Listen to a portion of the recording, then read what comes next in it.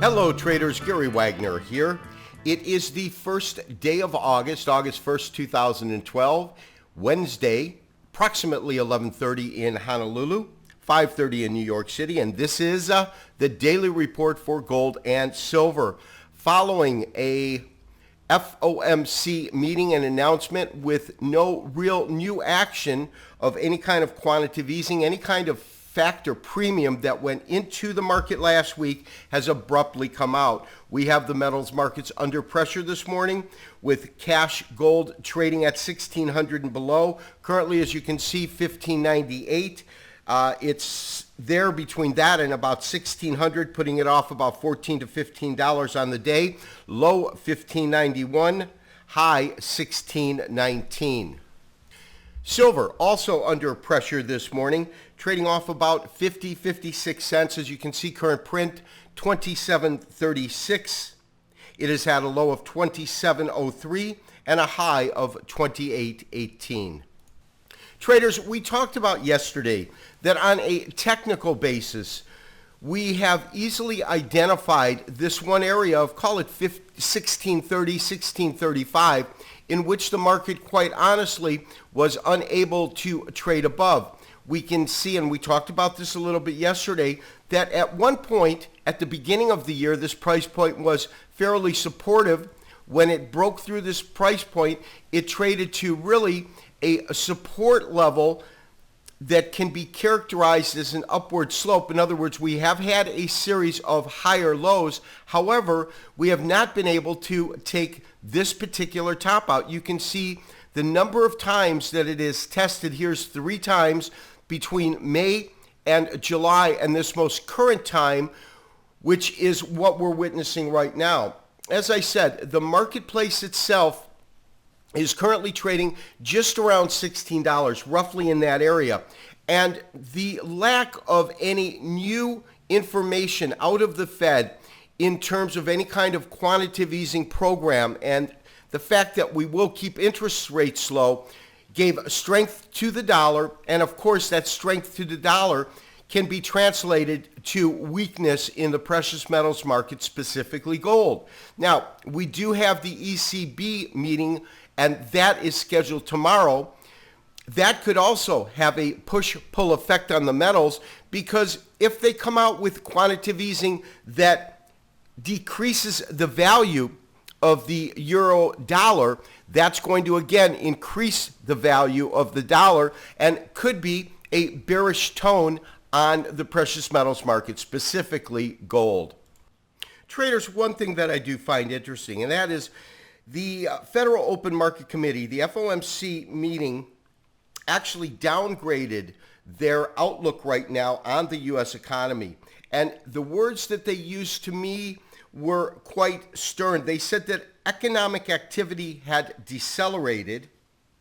And, you know, previously, when we look at what had been said, they said that the economy was expanding only very moderately. In other words, it was expanding, but at a very, very slow pace. This is to me, 180-degree turn to the south. This is a real negative statement. And at the same time, while they maintained their belief and their pledge, so to speak, that they're going to keep interest rates low, they really didn't take any other type of action that could be construed as a bullish sentiment in terms of kickstarting the economy. Traders, on a technical basis, when we look at a very short-term chart, that's exactly what we're looking at right now, a 60-minute chart, August gold, we can easily identify and see these series of tops that we have, 1625 to 1630 right up in this area. And then we can also identify this psychological point. This is about 1600 right in here, call it 1599 to 1600. You can see that we have some supportive activity, a series of tops where the market did act as resistance. Market comes down. This is 1555, 1565. We had some supportive price action right in this area. We have had absolutely some very, very strong resistance in this area. And right now, traders, to be quite honest with you, we're absolutely at mid-range in the market in terms of the recent support and resistance levels. What do I mean by that?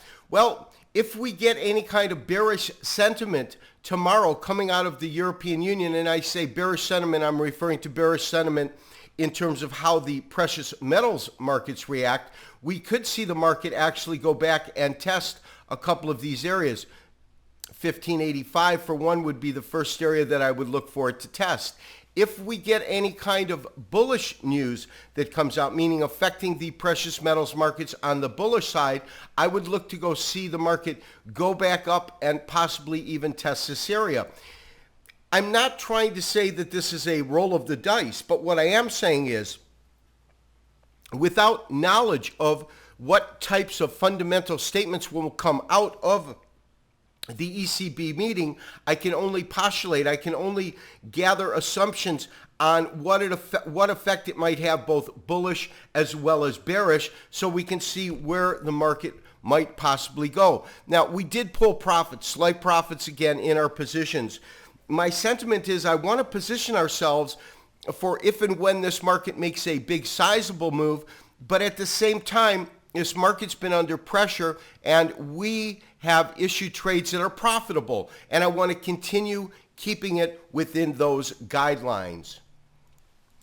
Silver, very much the same scenario in terms of finding support and finding resistance. Let's go ahead and blow this up. We absolutely were able to identify different levels of support and different levels of resistance. Obviously, on the low side, 26, that has been very, very supportive of gold. We can see that there. But also just above $28, as you can see that right in here, this is where our last top came in, right in here. And it does match on a historical basis to resistance that we had at the beginning of last month, at the beginning of July. Once again, it took it out. But look at the actual low that it had on the day and the fact that it was able to close really so far off of the low and drive the market back up. This type of candlestick itself is simply known as a hammer if it's found after a sell-off, a hangman at the top of the market. It's part of the umbrella groups of candlesticks and represents consolidation in the market. That's something that we'll just have to see as this market trades throughout the month of August. This has been Gary Wagner, wishing you as always good trading. We'll talk to you tomorrow for another daily update and review. Bye-bye.